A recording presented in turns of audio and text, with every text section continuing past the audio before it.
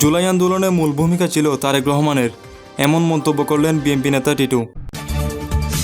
গোপালগঞ্জে চলছে 22 ঘন্টার কারফিউ, তমতম অবস্থা গোপালগঞ্জে। গোপালগঞ্জের ঘটনায় আমতলীতে বৈষম্য বিরোধী শিক্ষার্থীদের সড়ক অবরোধ।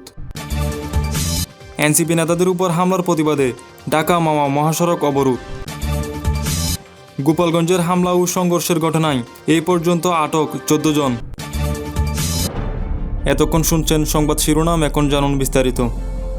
বিএনপির কেন্দ্রীয় কমিটির প্রচার সম্পাদক সুলতান সালাউদ্দিন টিটু বলেছেন, জুলাই আন্দোলনে ছাত্রদলের 5 শতাধিক নেতাকর্মী নিহত হয়েছেন, এছাড়া হাজারো নেতাকর্মী আহত হয়েছেন। গতকাল বুধবার রাতে টাঙ্গাইল প্রেস ক্লাবের অডিটোরিয়ামে জেলা ছাত্রদলের আয়োজনে জুলাই আগস্ট ঐতিহাসিক গণ অভ্যুত্থানে শহীদের স্মরণ সভায় প্রধান অতিথির বক্তব্যে তিনি এসব কথা বলেন। ছাত্রদল ও যুবদলের সাবেক সভাপতি টিটু বলেন, আওয়ামী লীগ চরমোনাই পীরের দাঁত ভেঙে ফেলেছিল, সেও এখন বিএনপির বিরুদ্ধে কথা বলে। এই চরমোনাই পীর পতিত স্বৈরাচার সরকারকে বাতাস করছে। দেশের জনপ্রিয় নেতা হচ্ছে তারেক রহমান, আর সেই তারেক রহমানকে নিয়ে যারা কথা বলেন তাদেরকে এর মাসুল দিতে হবে। যারা এই দেশের মানুষের কাছে ঘৃণিত রাজাকার, তারাও আজ তারেক রহমানকে নিয়ে কথা বলে। তিনি আরও বলেন, বাংলাদেশকে আগে এগিয়ে নিয়ে যেতে হবে, তারপর অন্য কিছু। বাংলাদেশের মানুষ তারেক রহমানের সঙ্গে রয়েছে। বাংলাদেশে একটি নিরপেক্ষ নির্বাচন দাবি করা তারেক রহমানের কোনো ভুল নয়।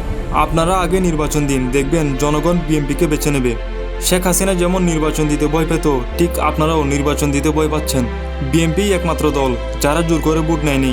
জনগণ যতবার ভোট দেওয়ার সুযোগ পেয়েছে ততবারই বিএনপি বিজয়ী হয়েছে। তাই আগে নির্বাচনের ব্যবস্থা করতে হবে।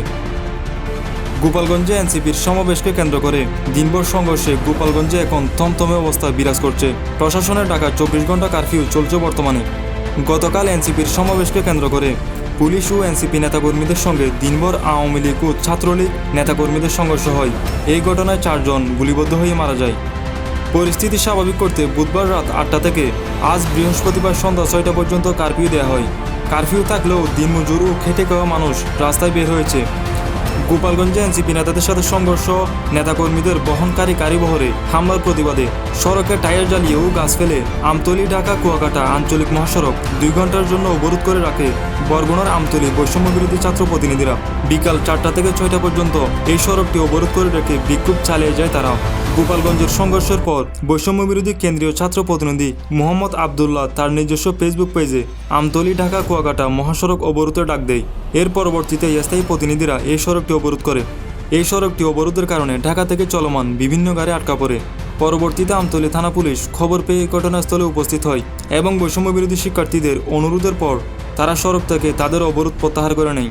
শুধু তাই নয়, গোপালগঞ্জে জাতীয় নাগরিক পার্টির উপর হামলা হওয়ার পর সারা দেশের ন্যায় কেরানীগঞ্জ উপজেলা এনসিপি ও বৈষম্য বিরোধী ছাত্র আন্দোলনের নেতারা ঢাকা মাওয়া মহাসড়ক ব্লকেট কর্মসূচি পালন করে।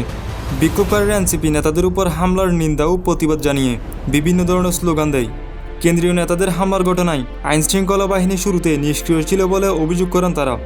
এই সময় তারা জানান, এনসিপির কেন্দ্রীয় নেতারা যতক্ষণ পর্যন্ত গোপালগঞ্জ থেকে ঢাকা না ফিরবে ততক্ষণ পর্যন্ত তাদের এই কর্মসূচি অব্যাহত থাকবে। গোপালগঞ্জের এই সংঘর্ষের ঘটনায় আজ বৃহস্পতিবার সকাল পর্যন্ত কোনো মামলা হয়নি। এই ঘটনায় 14 জনকে আটক করা হয়েছে। গোপালগঞ্জ সদর থানার ভারপ্রাপ্ত কর্মকর্তা মীর মোহাম্মদ সাজেদুর রহমান এই তথ্য নিশ্চিত করেন। ওসি মীর মোহাম্মদ সাজেদুর রহমান জানান, গতকালের সংঘর্ষের ঘটনায় মামলার প্রস্তুতি চলছে। এই ঘটনায় তার থানায় মোট 14 জন আটক আছেন। আসামিদের গতকাল রাত 3টার দিকে যৌথ বাহিনী তাদের থানায় হস্তান্তর করে। আপাতত শহরের পরিবেশ অনেকটাই শান্ত আছে বলে জানান তিনি।